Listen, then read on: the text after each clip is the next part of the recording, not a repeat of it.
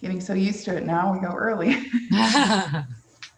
All right, so it is 10:30. I'll go ahead and get started. Okay.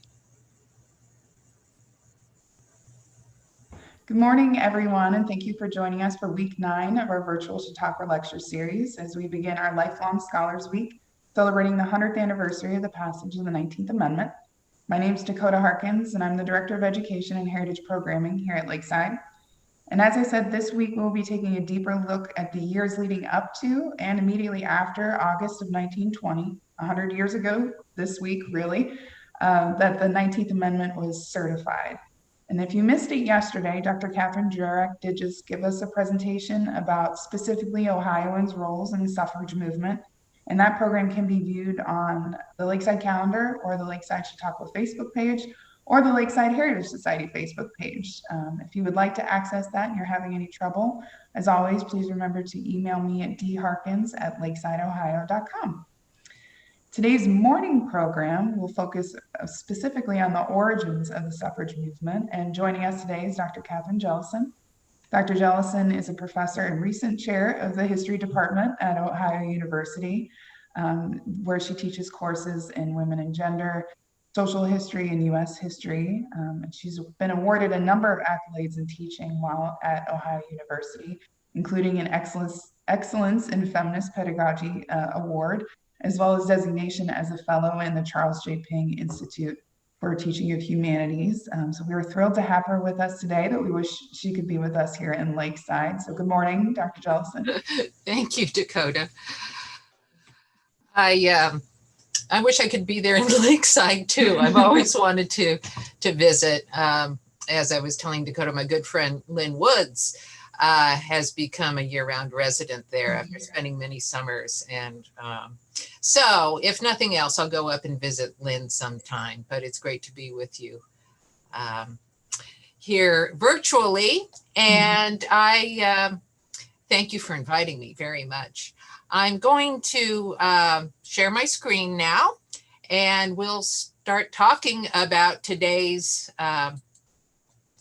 scheduled topic, the origins of the suffrage movement.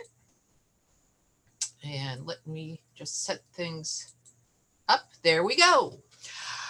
When we talk about the origins of the suffrage movement, we have to recognize that the great moral crusade of the 19th century, of the antebellum period, the abolitionist movement, is the precursor, immediate precursor to the women's rights movement of the 19th century.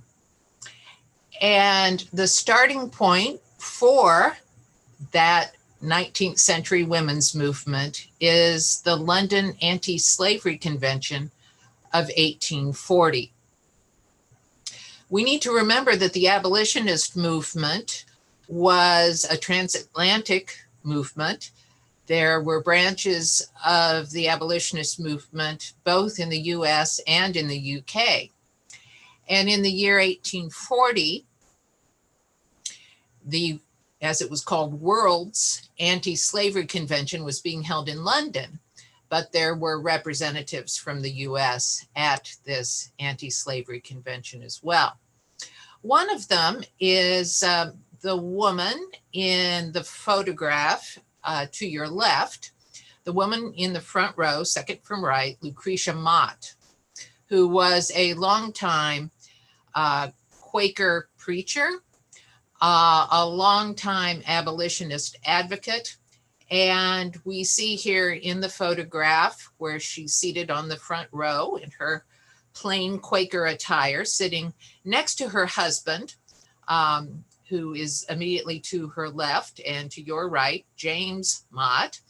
We see her here with other prominent abolitionists of the time period. And this photograph's a reminder that both men and women were very active in the abolitionist movement, and that it was a racially integrated movement as well, as we see Lucretia Mott sitting next to a Black abolitionist of the period, Mr. Purvis. So she's seated between Mr. Mott, her husband, and Mr. Purvis, Lucretia Mott.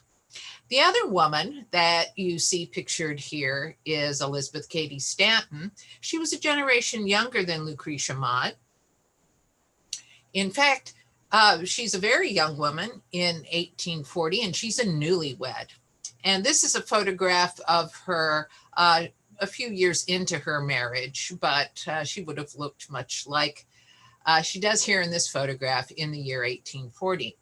Now, if you wonder about Lucretia Mott's commitment to the abolitionist movement, you needn't do that.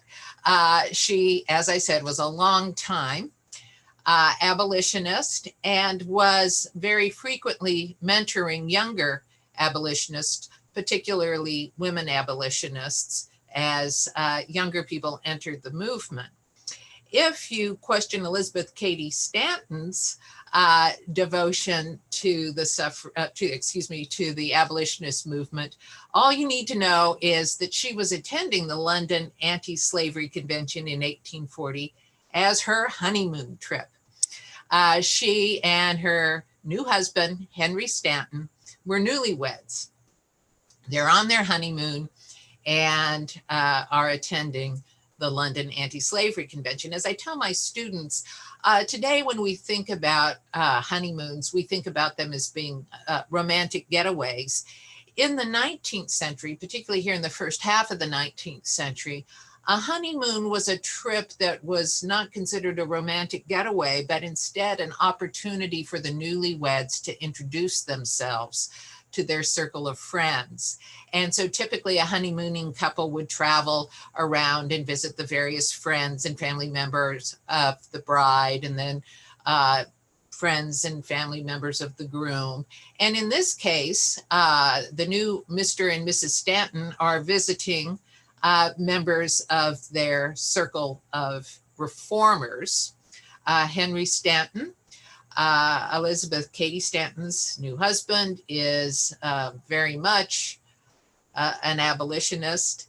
And although she has less time in the movement, Elizabeth Cady Stanton will soon be jumping in with both feet into the abolitionist movement. So here, attending the Anti-Slavery Convention on their honeymoon is an opportunity, particularly for Elizabeth Cady Stanton, to meet other abolitionists, people who have worked closely with her husband in the abolitionist movement.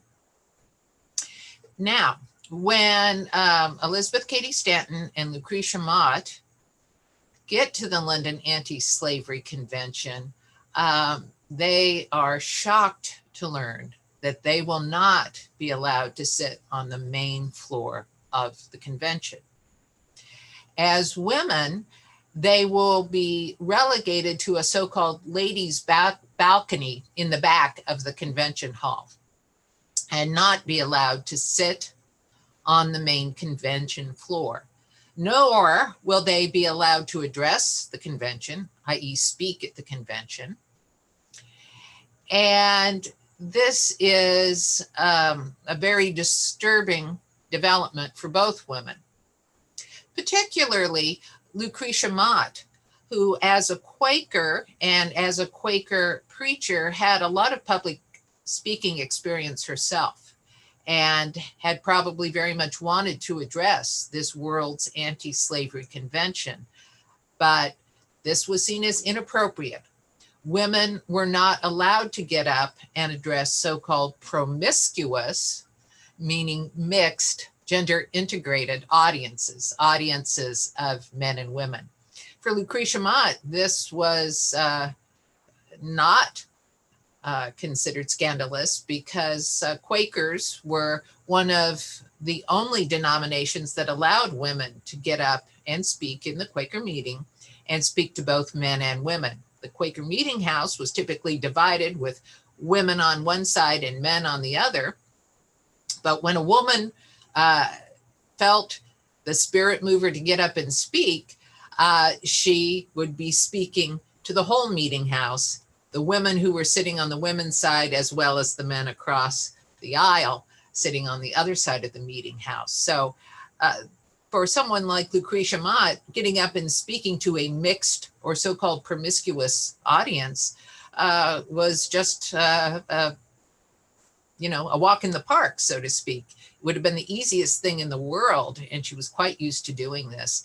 So you can imagine how insulted she was to be relegated to this segregated ladies' balcony at the back of the convention hall.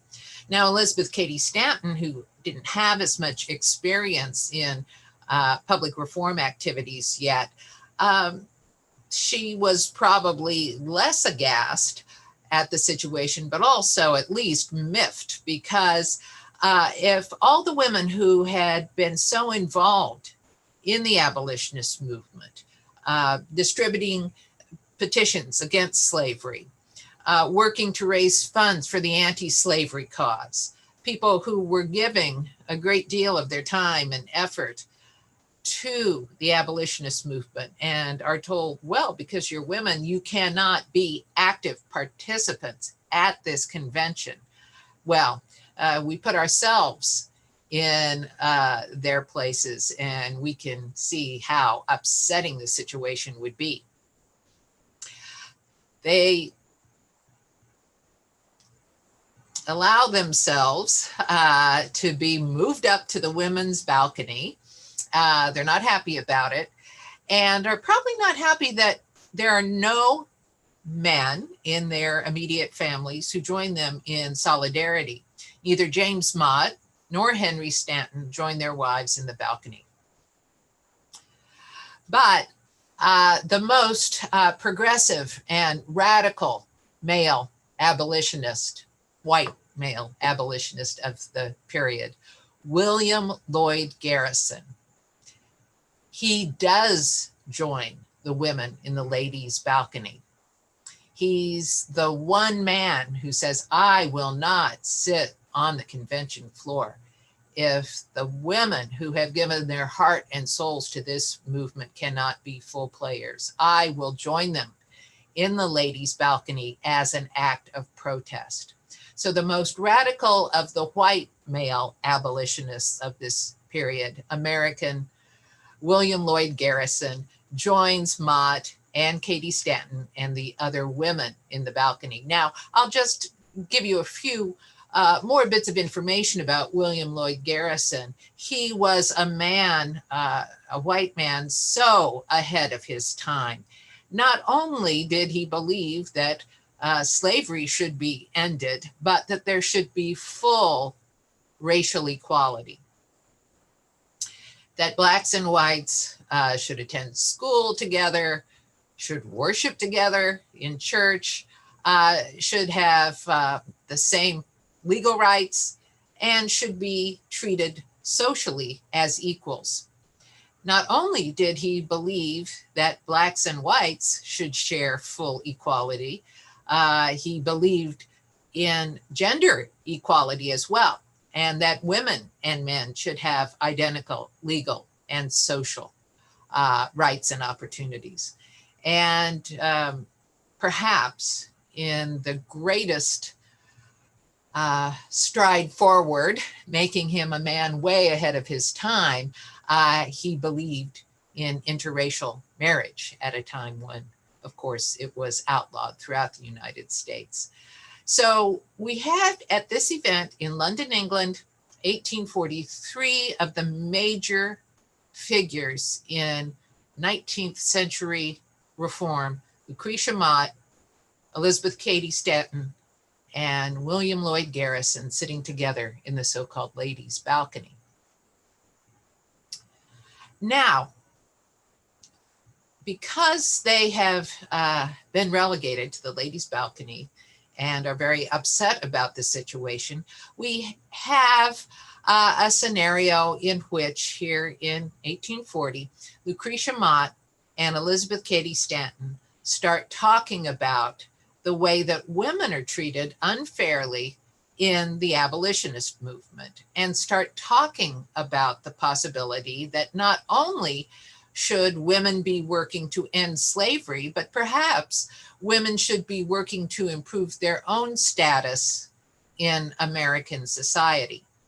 So they have this epiphany while they are overseas in London 1840, and are just waiting for the right time to act on that idea that maybe we should not only be activists in the abolitionist movement, but think about a movement specifically for women's rights as well. Not that we will give up on our commitment to the abolitionist movement, but we believe that we can add to our reform agenda by bringing about a new movement specifically for women's rights. It will be 8 years, however, before Mott and Katie Stanton have the courage to call such a meeting. And they call this first Women's Rights Convention for July 19th and 20th, 1848. So it takes them 8 years to organize the first women's rights meeting. It will be held, as this advertisement shows, from one of the local papers there in upstate New York, in the town of Seneca Falls, New York, which is where Elizabeth Cady Stanton was living at this time. In the Wesleyan Chapel, Wednesday and Thursday, the 19th and 20th of July, 1848, commencing at 10 o'clock a.m. During the first day, as this advertisement told newspaper readers, the meeting will be exclusively for women, and all are invited to attend. The public generally are invited to be present on the second day, when Lucretia Mott, visiting from Philadelphia, will be speaking. Of course, again, one of the few women in the US at this time who had a lot of public speaking experience, especially to a mixed audience of men and women, through her role as a preacher in the Society of Friends, or the Quaker Church. On that second day, it won't just be women attending, men are also invited to attend.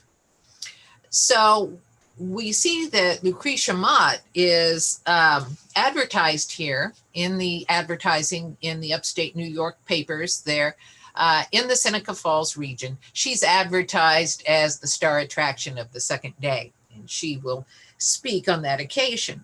So here, the 19th and 20th of July, 1848, Elizabeth Cady Stanton and Lucretia Mott have put these advertisements in the various papers in the region, and they have no idea what kind of an attendance they will attract. As it turns out, there will be 240 attendees at this first ever Women's Rights Convention. There will be 200 women and 40 men who will attend, most of whom are veterans of the abolitionist movement. Not surprising, because, as I noted, this is the great moral crusade of the era. This is the movement, the abolitionist movement, that has given birth to this new women's rights movement. We also see a number of the attendees having experience in the temperance movement of the era, the movement to outlaw the sale and use of alcohol in the US. Most of the attendees, with the exception of Lucretia Mott and her husband James, are people who are from upstate New York. So it is the first Women's Rights Convention, but it's not one, even though there are 240 attendees, which was a much greater attendance than Mott or Cady Stanton had expected. But they are primarily people who live or are perhaps traveling through upstate New York. We don't see this as a meeting that will attract people from across the map of the United States. Now, although women are the attendees, women only on the first day of the convention, and men are invited to also participate on the second day of the convention, even someone like Lucretia Mott, someone who has had experience speaking publicly to men and women in a mixed audience, not even she is quite brave enough to be the chair of this convention, to chair a convention, pound the gavel, call the meeting to order, impose parliamentary procedure. This was something that women really didn't have experience with at this time. Although Quaker women ran their own business meetings of other Quaker women, they did not have experience leading a meeting that had both men and women. So ironically, perhaps to our 21st century minds, the chair of this very first Women's Rights Convention is a man. Lucretia Mott's husband, James, will preside as the chair of the meeting, even the day when it's all women attending. And of course, the second day when we have 40 male attendees. So although Lucretia Mott is the star attraction in terms of speakers at the convention, and her husband, James, is the person who will bang the gavel, the real brains behind this first Women's Rights Convention and the person who has written its organizing document is Elizabeth Cady Stanton. As I said, the reason that we have the first Women's Rights Convention in history, have it here in Seneca Falls, New York, is because it's where Cady Stanton and her husband Henry and their several children are living at the time. She is still a young woman with a growing family, and she cannot travel all over the countryside and go from state to state here in the US by this new mode of travel, the train, because she has domestic responsibilities in this house that you see in the photograph at your left, the Stanton home in Seneca Falls, New York. You can tour this home as I have done. This is her original home in Seneca Falls, and we see the historic marker there in the front yard saying that this is Elizabeth Cady Stanton's home in 1848. It's furnished with original items and other items of the period from when Cady Stanton lived here with her young family. And that's why the convention's in Seneca Falls, because she is pretty much restricted to Seneca Falls with all of the obligations of a 19th century housewife. Caring for her young children, being there to supervise the household for her husband and children. Whereas someone like Lucretia Mott, a generation older, being what I guess today we would call an empty nester, she is more free to travel. So she comes in from Philadelphia, and with her protege, Elizabeth Cady Stanton, will hold this convention in the Wesleyan Chapel, which you can also tour today, although the building that's pictured here with the historical marker, first convention for women's rights, was held on this corner in 1848. This is a reconstruction of the original Wesleyan Chapel. You can tour the original Cady Stanton home and experience the place where she lived, but the original Wesleyan Chapel where the convention was actually held was turned into subsequent other enterprises. In fact, at one point it was a laundromat.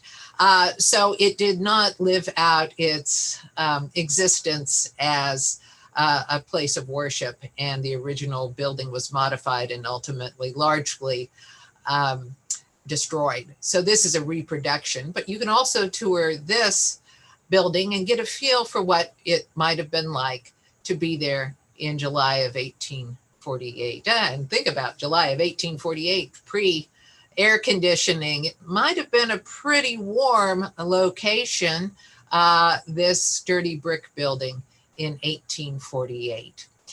And as noted, the first day of the convention, it will be women talking about the document that Elizabeth Cady Stanton has written in the house that you see pictured there, her home, and has presented to the convention, talking about the grievances that women have about their lives in the United States in 1848.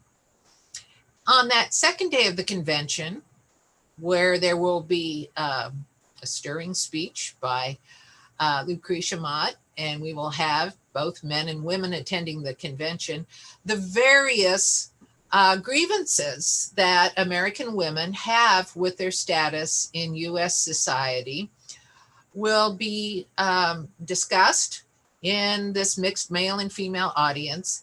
And the final language of Elizabeth Cady Stanton's document, the Declaration of Sentiments, will be voted on. What is the language that we want going out of this convention? What will be our agenda of reform beyond July 19th and 20th, 1848? So let's talk a little bit about that document that was discussed and voted on the second day of the convention, where there were 240 attendees, primarily women, but men as well. And it was an integrated audience and an integrated group of participants.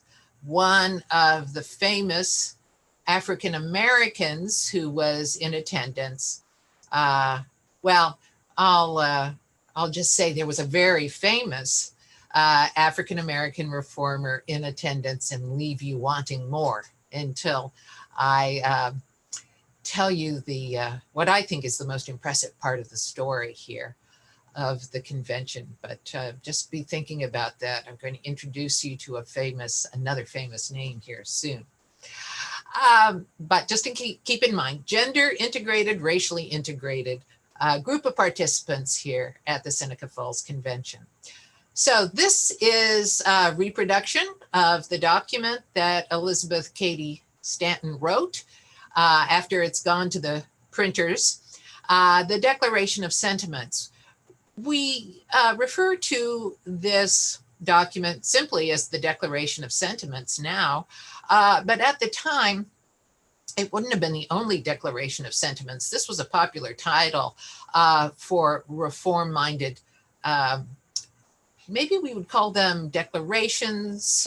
Today, we might call them reform agendas. We might call them roadmaps, blueprints for reform, but this was a very common title, Declaration of Sentiments. This is a declaration of sentiments specifically for this brand new women's rights movement. And Elizabeth Cady Stanton wrote this document with a mind toward a very famous declaration in U.S. history, the Declaration of Independence.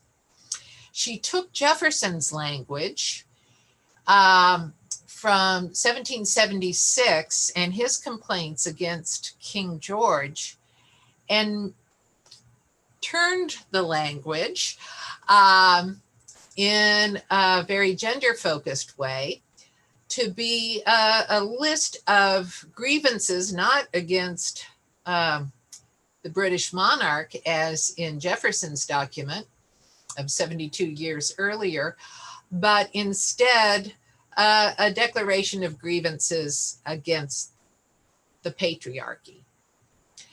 And this declaration calls for a variety of changes in U.S. society, that women should have a formal education that is the equivalent of men's education, that the professions should be open to women. Women should be doctors. Women should be attorneys. Women should be pastors in the mainline denominations. women should have the world of business open to them. Women should be allowed to own their own property after they marry. Following British common law, the colonies here in North America, and then later, of course, the United States, had adopted the policy of coverture, the idea that a woman lost her civil identity once she married. And so that a woman's identity in civil law was subsumed under her husband's civil identity. That meant when she married, her husband gained control over any property she brought to the marriage. That included her own dowry, unless she had made special legal provision, I guess today what we would call a prenuptial agreement, which most women didn't even know that this was something that they had a right to do. So most women entered marriage in the US as women who would lose their identity in civil law, lose their ability to maintain control of their own property, thus lose control of the opportunity of running their own businesses. And this idea of coverture, in which a husband's civil identity covered his wife also, a woman lost guardianship of her own children once they were born to a young married couple. A woman was not legally seen as the guardian of her own children. These are some of the complaints that this document is making against US patriarchy and the US patriarchal system. Why should women not have an education equal to men's? Why should various professions be reserved for men only? Why should women lose their civil identity upon marriage, lose ultimately the guardianship of their own children? Why should women be held to a different moral standard than men? The sexual double standard is mentioned in this document as well. It is a diverse and in some ways very modern sounding document. We're not any longer in a world where women are not seen as the guardians of their own children, the legal guardians of their own children, but we still have a sexual double standard in our society where women are held to a different code of behavior sexually than men in many quarters, where women's public demeanor and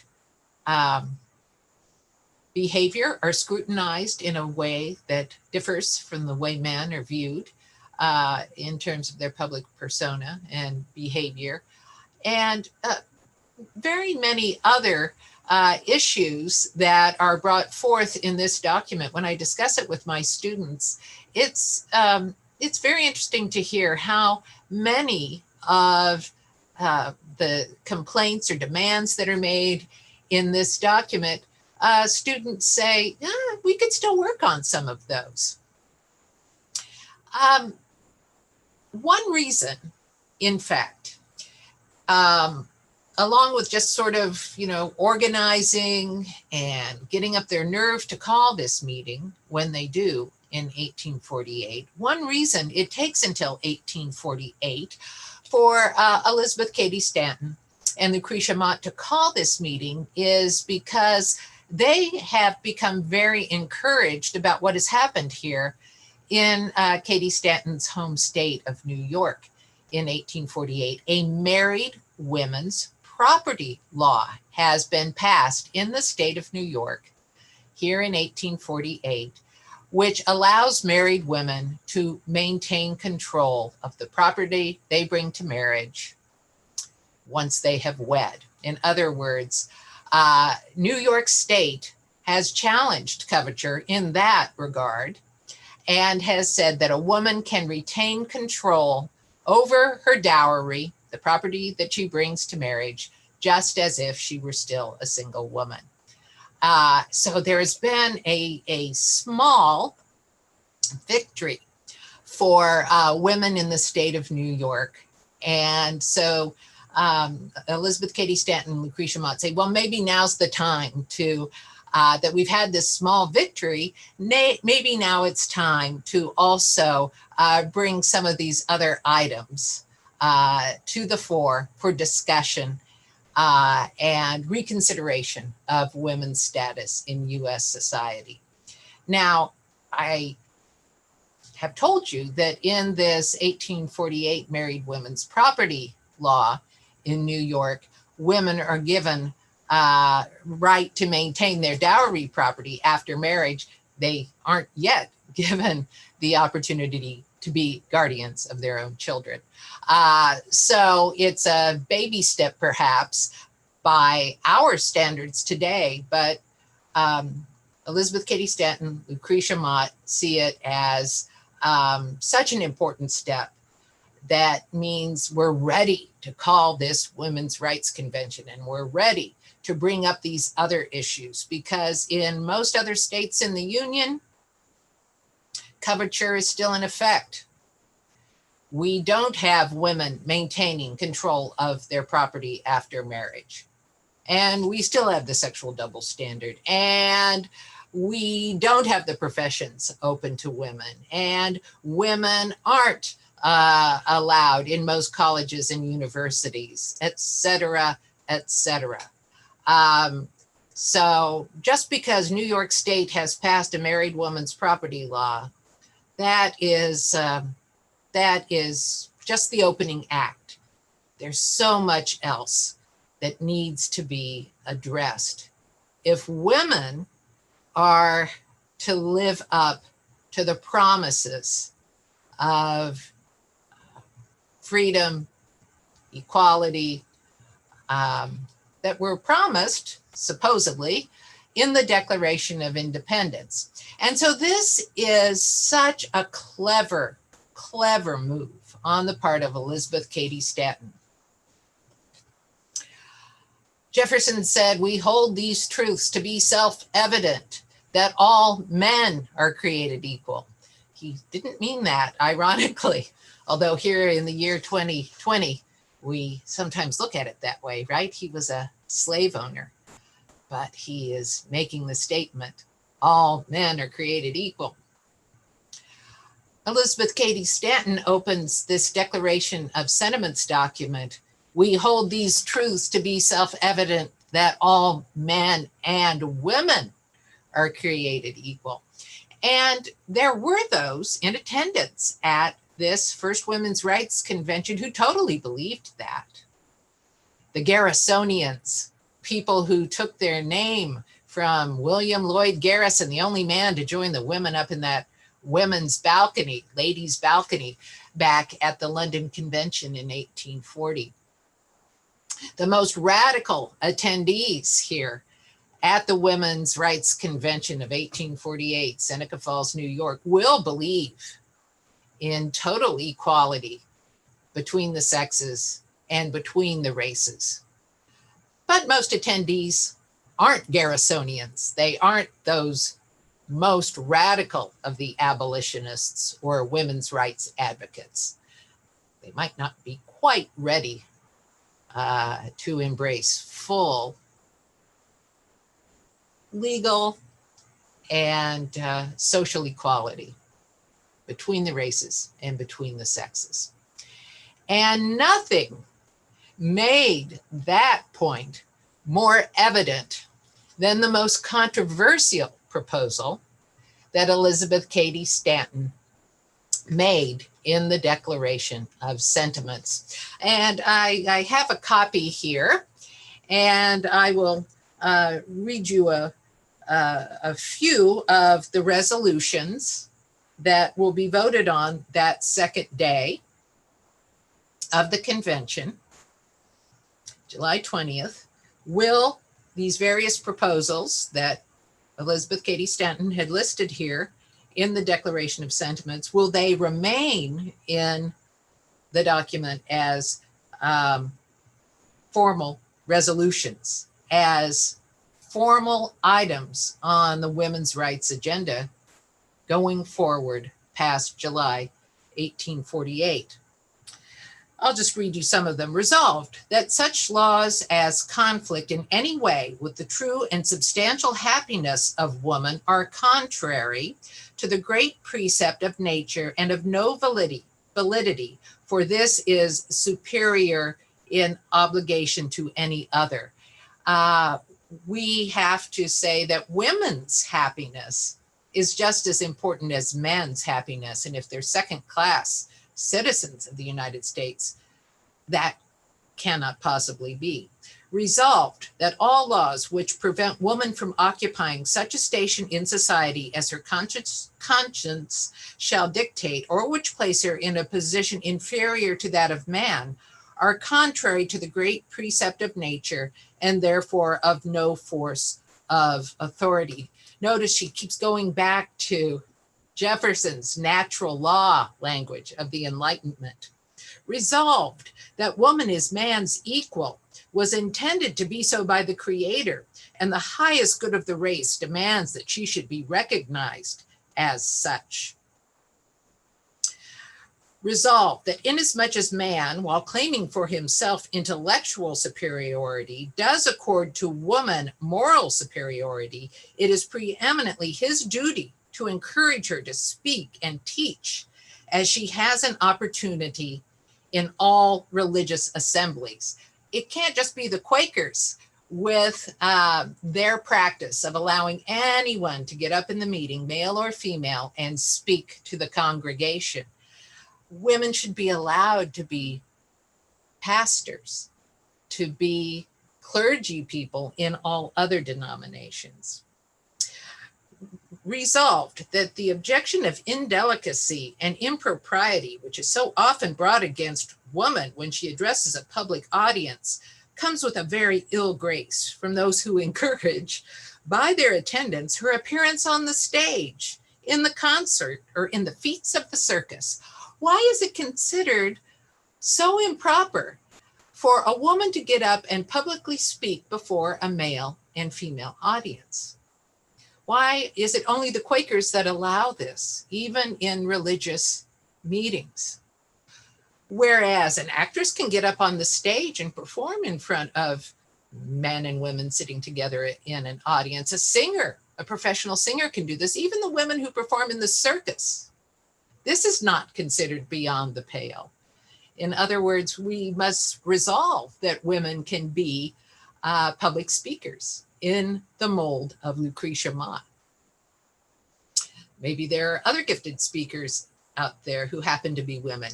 When will they get their turn?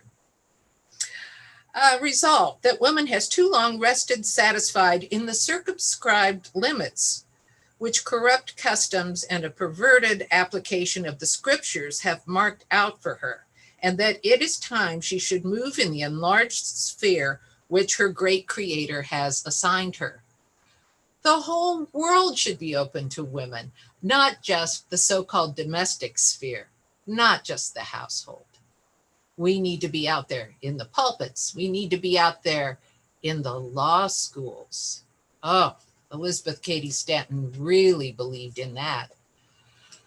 Her father was a prominent attorney, and she herself was a gifted student, but of course was not allowed to study law, not at a law school, or as was common at this time, serving an apprenticeship in an attorney's office, right? That's how Abraham Lincoln became a lawyer. He served an apprenticeship reading law under an experienced attorney. So there were two routes to become a licensed attorney and member of the bar here in the antebellum period, the period before the Civil War. One was to go to a formal law school. Another was to, quote, read law in the law office of a practicing attorney. And Elizabeth Cady, before she married and became Elizabeth Cady Stanton, had so wanted to study the law herself, but as a woman, she was not allowed to do that. In fact, women were not allowed to become lawyers admitted to the bar until after the Civil War. But she would sit in her father's law office and listen to him talking to his mentees, the young men who were studying law with her father. And she would read his law books. And she so much, had she been born a boy, and she said her father never got over the fact that his most brilliant child was a girl. She would have wanted to be an attorney, but she's using her knowledge of American law, and she's using her knowledge of American history, and she's using her knowledge of American governance to model this document, this founding document of the women's movement, on Jefferson's Declaration of Independence. As I said, brilliant rhetorical device. We hold these truths to be self-evident, that all men and women are created equal, and therefore should have equal opportunities, equal rights in this society. So this list of demands, this list of resolutions, unanimous votes on everything I've read to you, as well as the other resolutions, until we get to the final resolution here in the Declaration of Sentiments.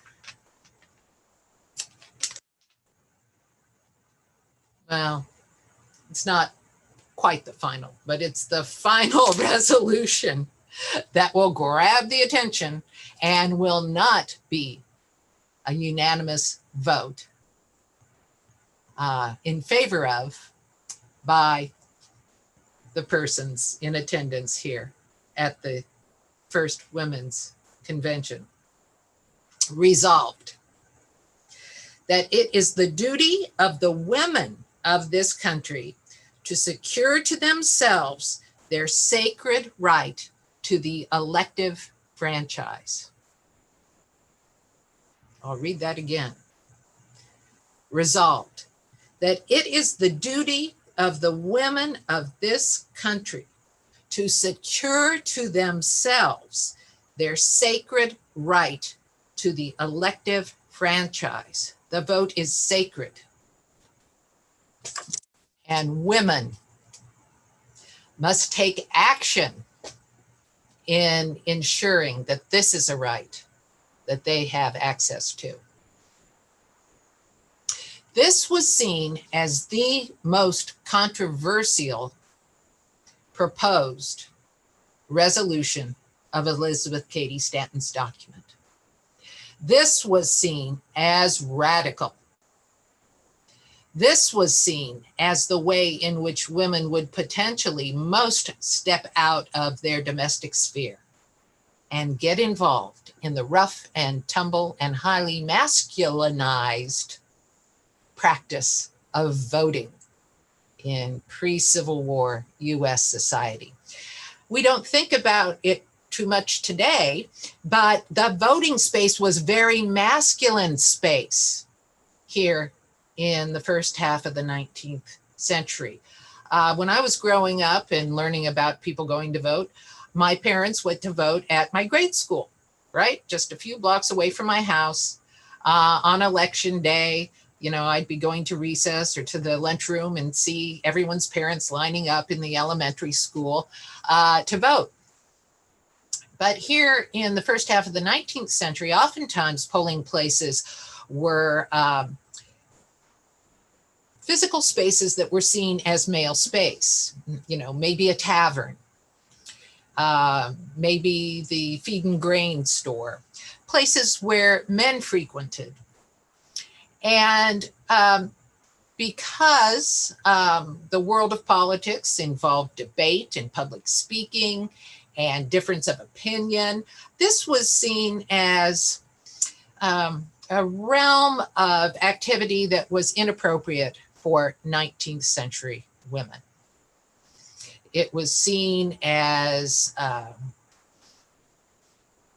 noted before, a rough and tumble, masculinized space in which political debate and even the act of voting took place, and someplace so inappropriate for the American woman who was supposed to be the moral force within her household, was supposed to primarily focus on her own household. She shouldn't be expected to go out into the world of politics. And that old idea of coverture that is just now being challenged in the state of New York with this married woman's property law. We believe that a man's civil identity covers that of his wife as well. And so it was viewed that a man's vote was the vote of his household, that his vote covered the vote of his wife as well. The idea that husbands and wives might have different political opinions, different attitudes about the issues of the day, this was not how 19th century Americans thought about these things. So this is the most controversial portion of Katie Stanton's document. In fact, so controversial, as I said, that it is not a unanimous vote by attendees here on the second day of the convention to approve this particular resolution. And it was only when a very famous African-American political activist spoke eloquently, decisively in favor of this resolution that we got a majority of the attendees to sign on and say, okay, we will leave it in the document. And so now I will reveal who that speaker was. It was the dynamic Frederick Douglass. We usually see pictures of him when he was older, but this is what he would have looked like around the time of the 1848 Seneca Falls Convention, an escaped former slave, one of the most famous Black abolitionists of the era, certainly a Garrisonian, believes in the full equality of Blacks and whites, social as well as political and legal, but also believes in the full equality of women and men. And unfortunately, we don't know what his exact words were on this occasion, but it must have been a very barn burner of a speech, because he was able to convince enough people to vote in favor of this resolution. And again, that language, this is not women waiting around and saying, give us the vote, patriarchal society. It is that women themselves are resolved to secure for themselves their sacred right to the elective franchise. Whatever his exact wording was that day, Frederick Douglass, a man born into slavery, turns the tide and convinces a majority of the participants at the convention, yes, we will sign on to this most radical resolution of the document. Now, when it came time to, if I can go back one slide, and you see here the signatures of the various attendees who agreed with the entire document, including the resolution that Douglass has sold to the crowd here, that women should seek their elective franchise, their sacred elective franchise. We see reproduced here the signatures of the various people who signed on to the whole document, including the controversial suffrage resolution. Well, a couple of the signatures you won't see there are Elizabeth Cady Stanton's own husband, Henry, thought the document was too radical with this demand for women's right to vote that he didn't sign on to it. Neither did a man named Daniel Anthony, the father of Susan B. Anthony. Susan B. Anthony had not yet met her lifelong, soon-to-be rest of their lifelong political partner, Elizabeth Cady Stanton. They wouldn't meet for another 3 years, although they did meet here in Seneca Falls in 1851. Susan B. Anthony is not at the Seneca Falls Convention of 1848, but her father, Daniel Anthony, is there. He does not sign on to the document. So even men who were very closely aligned with family members of prominent women in this newly invented women's rights movement, which has become in part a suffrage crusade from the outset, even the men closest to these women, the husband of Elizabeth Cady Stanton, the father of the woman who will soon become Cady Stanton's closest partner in the women's rights and suffrage crusade, Daniel Anthony, the father of Susan B. Anthony, they wouldn't even sign on to this document. In fact, it is so controversial because of that demand for the right to vote that only a third of those 240 people who attended the conference, only a third of that 240 people actually signed on to the document and said, we endorse every resolution here, including that controversial one that makes 2/3 of us reluctant, and in fact causes 2/3 of us not to sign at all. Only a brave 1/3 of the 240 participants will sign on to the Declaration of Sentiments. Wow, that shows you, right? These are people from the Abolitionist Movement, from the Temperance Movement. The attendees at this 1848 convention are longtime reformers, are forward thinkers. Some of them are Garrisonians with a very contemporary understanding of equal rights, regardless of race, regardless of sex. Americans should be treated equally.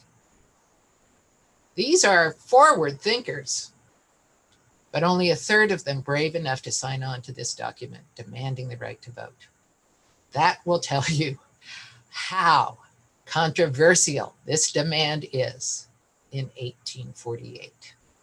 Even in New York State, and remember, most of the people in attendance were from New York State, which has just passed this married woman's property law. Even in New York State, this demand for the right to vote, it's too far out there. Although this first women's rights convention is pretty much a local, upstate New York affair, very quickly, we begin to see women's rights meetings in other areas of the US map. And of course, we're talking primarily the Midwest and the Northeast at this time, because those are the locations where the Abolitionist Movement that has given birth to the women's rights movement, the Abolitionist Movement that is still going strong, and many of the women's rights crusaders keep one foot in the Abolitionist Movement. In fact, the vast majority of them do. You're not going to see an organized women's movement in the South at this time. So it's pretty much the Northeast and the Midwest. And we soon see, by the year 1850, a couple years after Seneca Falls, women's rights conventions being held in various places around the Midwest and in the Northeast. And we see in Worcester, Massachusetts, in 1850, what's considered the first sort of national women's rights convention, where you will have people coming to Massachusetts to attend this convention from all over the map of the US. The first women's rights convention here in the state of Ohio is in Salem, Ohio, April 19th and 20th, 1850. And here's some roadside acknowledgement here on a historical marker in Salem, Ohio, site of Ohio's first women's rights convention. So just a couple of years, not even a full 2 years after Seneca Falls, we have the first women's rights convention here in the state of Ohio. And then the following year, we have a very well-known women's rights convention in 1851 in the city of Akron, Ohio. And if people know nothing about the early women's rights movement in Ohio, they might know about the Akron meeting, because that's where Sojourner Truth gets up and addresses this particular women's rights meeting in Akron, Ohio, May 29th, 1851, at the Universalist Stone Church in Akron. Now, among the various Protestant denominations that are active in the abolitionist and then the women's rights movement, certainly the Quakers, as we've already mentioned, the Universalists, Unitarians, we will have a very active participation from the Presbyterians, the Congregationalists. So there are particular Protestant denominations that are very active in both the abolitionist movement, its child movement, the women's rights movement, and also the temperance movement.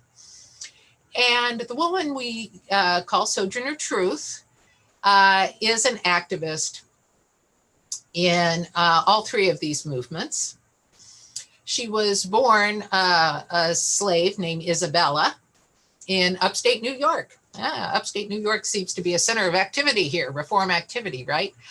Remember when at the time that Isabella is born in the 1790s, slavery is still legal throughout much of the North. So she is born in New York State. Her first language actually is Dutch because the people who own her are descendants of the original European settlers in New York, originally called, of course, New Amsterdam. And so forget everything you think you know about Sojourner Truth and various reenactments of her speech here in Akron, Ohio, May 29th, 1851. If the person who is doing the reenacting speaks in a enslaved woman's Southern dialect of the period, that is not how Sojourner Truth spoke. She had a bit of a Dutch accent, actually. She had, after leaving slavery herself, had become quite active in the abolitionist movement. She was active in the temperance movement, but she was also an evangelist and a speaker in terms of evangelical Christianity. In fact, at times in her life, some very unorthodox versions of evangelical Christianity. She, for a time, was a member of one of the movements here in the pre-Civil War U.S. that was saying, you know, the end of the earth is at hand. Jesus' second coming will be, you know, day after tomorrow. But she wore many hats, so to speak. She was an abolitionist. She was a temperance advocate. She was an evangelist. And she signs on to this young women's rights movement here at the end of the 1840s, beginning of the 1850s.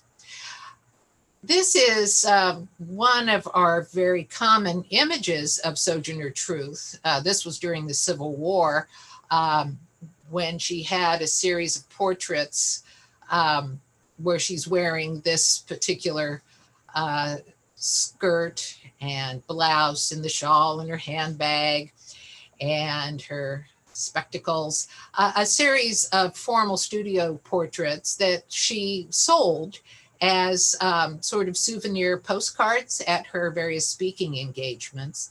I sell the shadow to support the substance is the caption here. And this was one way in which she supported herself as an activist as she traveled around the country speaking for abolition, for suffrage, speaking the gospel of Jesus Christ, her various public speaking engagements on her various issues. She would raise money and help support herself by selling these souvenir postcards. So I sell the shadow, meaning her image in a photograph, to support the substance of her message. Now, she herself never learned to read or write, although at the time she addresses the Akron Convention in 1851, she has a very well-known first-person narrative that is sold in book form. But it is a story she has dictated to a white author who then has written it down, the story of Sojourner Truth's life, and has published it in book form. Undoubtedly here at the Akron Convention, she's selling copies of her narrative, but she has not written it herself. And she's going by this name, Sojourner Truth, right? A traveler for the truth, because that is the new name she adopted for herself after slavery, that she will travel the countryside speaking the truth of anti-slavery, of the gospel of Jesus Christ, of temperance, and now the truth of women's equality. And that includes women's right to vote. We don't even have her signature in her own hand, except in, at around this time, her autograph in a young high school student's autograph book in the city where she ultimately lived in her later years, Battle Creek, Michigan. Sojourner Truth attempted to write her name, Sojourner, in this young high school student's autograph book, and it came out in the way you see here, perhaps approximating, for someone who did not have literacy skills, the first name Sojourner. It was then made into a brass plaque that is on display in Battle Creek, Michigan. So this is in brass plaque form what her signature would have looked like. At this Akron meeting, again, isn't it interesting? These women's rights meetings are so often taking place in houses of worship. The Wesleyan Chapel there in Seneca Falls in 1848, the Universalist stone church here in Akron. This women's rights convention is being chaired by this woman from McConnellsville, Frances Dana Gage. And this is a lithograph based on a photograph of Frances Dana Gage. And it's Frances Dana Gage's version of Sojourner Truth's speech of 1851 in Akron that is the best known version of the speech. You might find it difficult to believe, however, that this is a version of Sojourner Truth's speech that is only published a dozen years after the fact, published in 1863 by Frances Dana Gage. And it includes this refrain repeated several times throughout the text, "Ain't I a woman?" So let me tell you a little bit. Let's go back to Sojourner Truth's own portrait, because she was the person who got up and spoke at the meeting. And here in 1851, she addresses the attendees at the Women's Rights Convention, Abolitionist, former slave, Sojourner Truth, dedicated to the dual causes. According to her commentary on this day, she didn't bring up much in terms of theology or temperance on this occasion, but the speech she gives definitely talks about abolitionism and women's rights. So she is focused in her comments on the dual causes of abolitionism and women's rights. And she says the two of these movements together have the potential to upend the white patriarchy.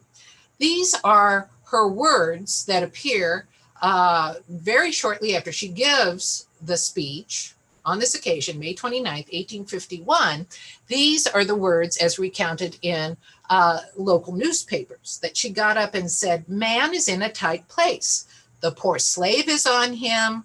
Woman is coming on him, and he is surely between a hawk and a buzzard." She's saying that the white man is in a difficult position now. Between the abolition movement, the women's rights movement.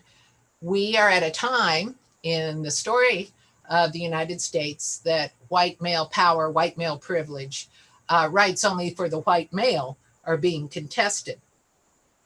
She also, in her remarks on this occasion, challenged the argument that women should not be allowed to vote or otherwise participate in public life, get up and speak to a mixed audience, for instance, because they lacked man's hardy constitution.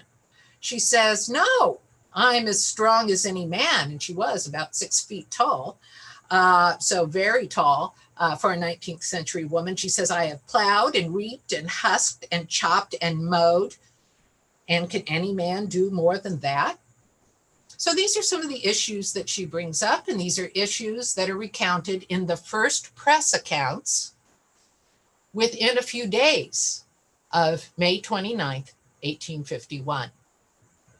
Never in the earliest accounts of this speech is that refrain, ain't I a woman, included. So historians argue that the best sources of information are those that are recorded closest to the event that they retell.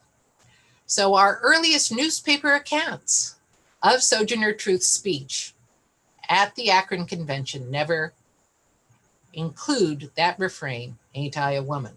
It's only a dozen years later when the woman who, women have gotten more courage in the 3 years since Seneca Falls. A woman, Frances Dana Gage of McConnellsville, Ohio, is actually banging the gavel and chairing this meeting in Akron. It's only a dozen years later, during the Civil War in 1863, that Gage publishes a version of the speech that includes the refrain, ain't I a woman? She publishes this version of Sojourner Truth's speech in an account included in the periodical The Independent. And Gage's version of Sojourner Truth and her version 12 years after the fact of Sojourner Truth's speech that includes the ain't I a woman refrain, Gage's version of the speech published in The Independent occurred on the heels of a former Ohioan, Harriet Beecher Stowe, formerly of Cincinnati, has published in the Atlantic magazine an account of her encounters with Sojourner Truth, actually a very highly fictionalized version of Sojourner Truth. And the best scholarly biography of Sojourner Truth, written by Nell Irvin Painter and published in the late 1990s, happen to have a copy right here in front of me. Excellent study of Sojourner Truth's life. Sojourner Truth, A Life, a Symbol, by Nell Irvin Painter. It's even an autographed version. She spoke here at Ohio University a few years ago, and I had her autograph it for me.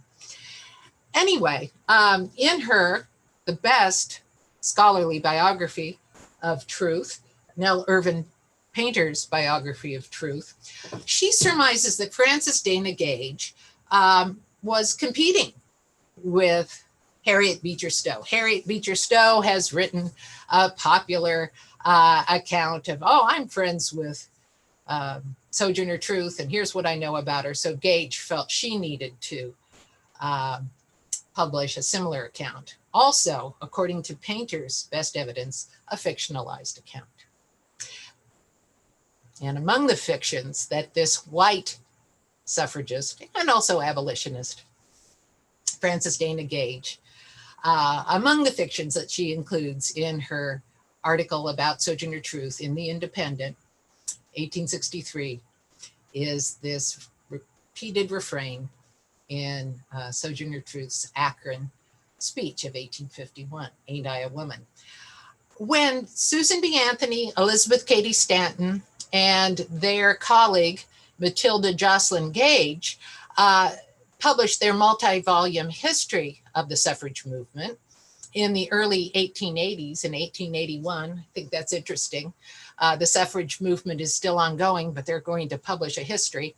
The version of Sojourner Truth's speech that they include in their History of Women's Suffrage, Volume 1, is Gage's version that includes the "Ain't I a Woman" refrain. Words that are best evidence, according to Professor Nell Irvin Painter and others, a version that is probably inaccurate. The Black abolitionist suffragist Sojourner Truth probably never spoke those words. The earliest accounts, right? She herself couldn't read and write, so she didn't write down these words.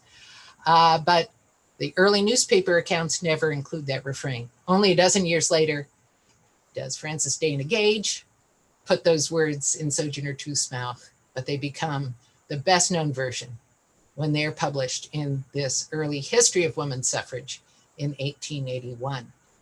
So let's think about that for a minute. Sojourner Truth has become an icon of this year's suffrage centennial. When a couple of weeks ago, the New Yorker did its cover commemorating the 100th anniversary of US women's suffrage, who did they put on the cover? They put an artist rendering of Sojourner Truth, wearing clothing very similar to that in that souvenir postcard photograph I showed you. When finally in New York Central Park, a statue was going to be erected that represented real women, first statue ever in our nation's largest city, in Central Park, that commemorates real life women, right? There's a statue of Alice in Wonderland in Central Park. There's a statue of Shakespeare's Juliet. But all of these years later, for the very first time, there will be a statue in Central Park that portrays women who really lived and made a mark on society. It's going to be unveiled this month on the 26th, the 100th anniversary of the Women's Suffrage Amendment actually becoming officially part of the Constitution. August 26th, 1920, on the 100th anniversary of that day, this statue will be formally unveiled in Central Park, and it will portray, left to right, Sojourner Truth, Susan B. Anthony, and Elizabeth Cady Stanton, all three New Yorkers. There was a great deal of outcry when the original plan for this monument commemorating the women's suffrage centennial was announced, when the initial plans, because it was only going to be Susan B. Anthony and Elizabeth Cady Stanton, and there was a great outcry. Black women were so central to this struggle. You must include a Black woman on the statue, and it was Sojourner Truth who was chosen to portray Black women's participation in the suffrage movement. So she's an icon of the suffrage centennial. And yet, to this day, she's probably best known for words that historical evidence shows us she never said. We're back in Akron now. This is a mural on the side of a public building there in Akron, portraying Sojourner Truth with the words, "Ain't I a woman?" Now, although she's misquoted, this symbolic Sojourner Truth, right? This excellent scholarly biography by Nell Irvin Painter is entitled Sojourner Truth, A Life, a Symbol. Professor Painter says, in some ways, the symbolic truth has been more prominent than the real truth. We embrace the symbolic truth, the woman who we like to believe said, "Ain't I a woman?" That's the Sojourner Truth, the misquoted Sojourner Truth that has so much power. But if you read a real life story, it's fascinating, and I would say beats anything that the symbolic or mythologized truth could ever be. But that refrain, "Ain't I a woman?"